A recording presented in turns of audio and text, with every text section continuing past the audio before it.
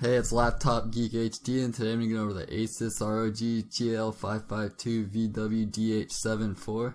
I left a link in the description below to get a great deal on this gaming laptop, and you also check out all of the user reviews and see exactly what other people are saying about it, so be sure to check that out.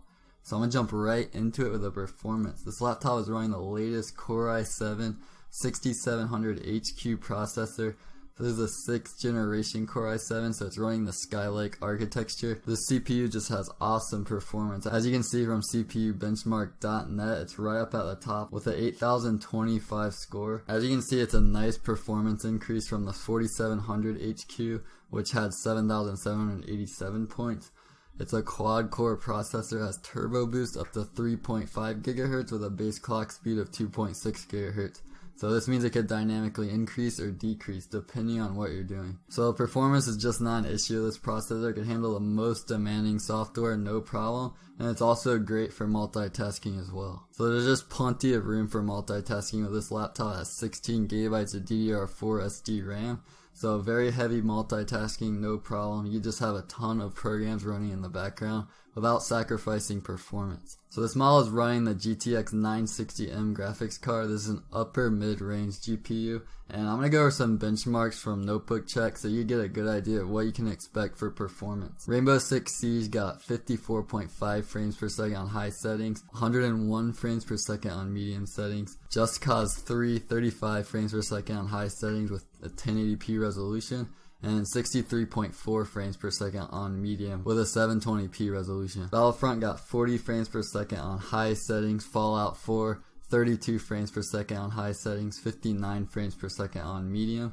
Call of Duty Black Ops 3, 37 frames per second on high, 72 frames per second on medium. So as you can see, it's running most of these modern games smoothly on medium or high settings depending on the game. So one thing I really like about this laptop is it has 2 hard drives. It has a 1TB 7200 RPM hard drive, so you have plenty of space to store a lot of games and other data. And you also get the awesome benefits that a solid state drive provides. It has a 128 GB solid state portion, so you'll get those really quick boot up times. And just the overall performance of Windows 10 will be very snappy. So the display is really awesome with this laptop. It has a 15.6 inch IPS display, and the great thing about IPS displays is you get wide viewing angles and the colors are just much more accurate.